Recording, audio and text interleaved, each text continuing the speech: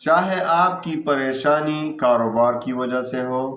چاہے آپ کی پریشانی بیماری کی وجہ سے ہو، چاہے آپ کی پریشانی مال کی کمی کی وجہ سے ہو، غربت کی وجہ سے ہو، دشمنوں کی وجہ سے ہو، جس وجہ سے بھی آپ پریشان رہتے ہیں، انشاءاللہ یہ عمل کریں، آپ کی تمام پریشانیاں گارنٹی کے ساتھ ختم۔ سنیں، لیکن صرف سنیں نہیں، اس پر عمل کریں۔ چند دنوں تک اس پر عمل کرنے کے بعد آپ کی تمام پریشانیاں ختم ہو جائیں گی انشاءاللہ، خوشی کی زندگی آپ بسر کریں گے۔ حضرت ابو ہریرہ رضی اللہ تعالیٰ عنہ فرماتے ہیں کہ ایک مرتبہ میں حضرت محمد صلی اللہ علیہ وسلم کے ساتھ کہیں باہر چلا گیا، ایسی حالت میں کہ میرا ہاتھ آپ صلی اللہ علیہ وسلم کے ہاتھ میں تھا، تو ایک شخص کو دیکھا کہ بہت پریشان حال ہے، بہت پریشان حال، اس کی حالت بہت قابل رحم ہے۔ تو حضور صلی اللہ علیہ وسلم نے پوچھا کہ بھئی آپ کا یہ حال کیوں ایسا ہے؟ تو اس نے عرض کیا، یا رسول اللہ صلی اللہ علیہ وسلم، بیماری اور تنگ دستی نے میرا یہ حال کر دیا۔ تو حضور صلی اللہ علیہ وسلم نے فرمایا کہ میں آپ کو چند کلمات سکھاتا ہوں، اس پر آپ عمل کریں، یہ کلمات آپ پڑھتے رہیں روزانہ، آپ کی یہ حالت جو تنگ دستی ہے، پریشانی ہے، یہ جاتی رہے گی۔ تو حضور صلی اللہ علیہ وسلم نے اس کو یہ کلمات سکھائے،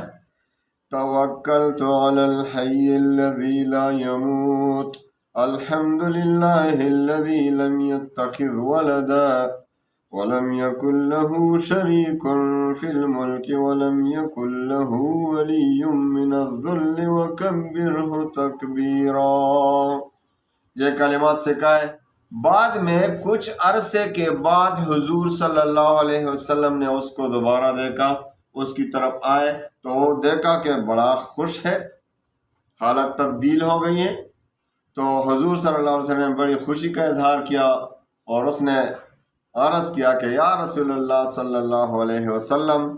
جو کلمات آپ صلی اللہ علیہ وسلم نے مجھے سکھائے تھے، میں نے اس پر عمل کیا، روزانہ پابندی کے ساتھ ان کلمات کو پڑھتا ہوں، تو اسی وجہ سے میرے سارے تکالیف، پریشانیاں، تنگ دستی ختم ہو گئی۔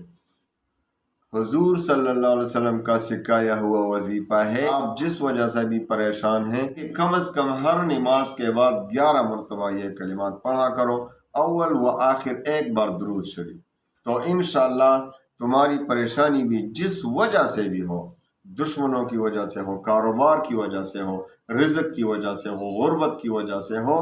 جو بھی وجہ ہو، انشاءاللہ اس کے لیے اللہ تعالیٰ